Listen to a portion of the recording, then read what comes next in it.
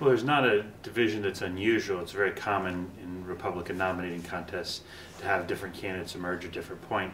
There's been one consistent thing, and that's Mitt Romney has always been the contender or the winner. And that's, so it demonstrates his strength. But traditionally in Republican nominating contests, we always have split decisions between Iowa and New Hampshire. So that's nothing new. It's practically over now. It's Mitt Romney. He's going to be the nominee. He probably was always on track to do that unless one of his challengers really got a lot of momentum in an organized campaign. So it's definitely Mitt Romney. It's the person who's articulating the answers to the challenges our country faces right now, which is needing a stronger America and someone who's focused on the economy instead of big government spending. He's been less supported by the Tea Party, but the fact is that the Tea Party and Mitt Romney have something in common, and that is opposition to Obama's reckless spending policies. They will not necessarily be the best of friends, but they will be allies in a common cause, which is to repeal a lot of the Obama big government spending programs. So they're going to work together. They won't always be happy allies, but they'll be friends nonetheless. If you actually look at the polls right now, that's already occurred. Romney has a lot of support amongst independents. The nature of the American political structure right now tends to have a polarized world where you have very few Democrats crossing over to Republicans and Republicans crossing over to Democrats. What Obama has as a problem right now, and that's Romney's opportunity, is that there's a lot of independents who are incredibly dissatisfied and distraught with the president's policies, specifically his economic policies and his spending priorities. So when you look at that, Romney already has a clear base of support that we have what's making it to be a very close election already. Obama's strongest point actually is that that he's the incumbent president, and Americans of all stripes want our president to succeed. It's a very American thing, and it was true about Democrats for George W. Bush in his early years, even though the 2000 election was very controversial. It was true for Clinton and our presidents beforehand. We want our president to succeed, and so the American people root for America, and the president is in some ways the personification of our country. So there's a lot of rooting for the country, and Obama's president's going to receive some of that. That, and Obama has shown that he's continued some of the George Bush policies internationally, the war on terror. That's rebounded to Obama's benefit. And the other thing that Republicans can overlook at their peril is that Obama is generally liked as a person. His policies are deeply disliked in the middle of the electorate, but they don't dislike him as an individual. And it's important in all of our debates that we remember that we can like our opponents even when they're fundamentally wrong.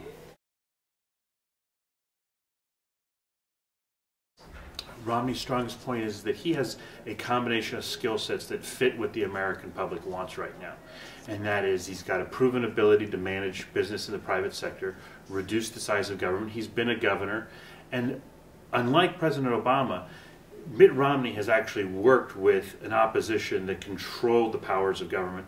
He's understood that you have to work together for a common goal. As governor of Massachusetts, he worked with a legislature that was overwhelmingly Democrat. He had to work to get things done. So he actually has the experience and the toolkit to do what Obama said he would in 2008, which is try and forge a larger consensus.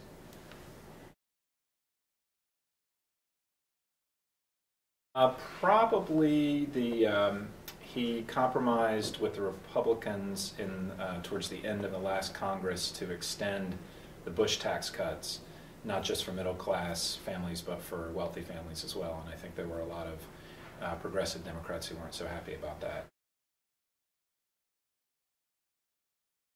You know, you always want to be a little bit careful of what you wish for, but I think a lot of Democrats would love to run against Newt Gingrich. Okay. He's been around on the political scene for a long time and can be rather explosive when it comes to rhetoric. He's certainly very smart, but there's a lot to work with there, and I think the polls have shown that he would be the weakest of the likely Republican candidates against Obama. You know, I think Obama's message, regardless of who the opponent is that we've been through a tough time, but we're seeing sort of slow and steady improvement in the economy. Today we just saw the unemployment rate has gone down for the 5th straight month in a row. It's now at its lowest point in 3 years. And I think that the message is that we're making progress slowly but surely, getting back to where we were before the economic crisis of 2008. See, probably not as many legislative accomplishments as we had in the first term, because it's quite likely that either one or both houses of Congress will be controlled by the Republicans, which is a situation we're in now, which is sort of leading to a lot of gridlock. But I think the president is probably going to focus, one issue I think we're going to be hearing about is tax reform, and making sure that, for instance, people who make millions of dollars a year off of interest income through investments or whatnot don't pay a significantly lower rate of tax than people who earn salaries. Another thing I think that we might see in a second term is pushing comprehensive immigration reform. I think this is something that the Obama administration would really like to accomplish as sort of a long-term legislative goal to reform the immigration system in America, which is pretty badly broken.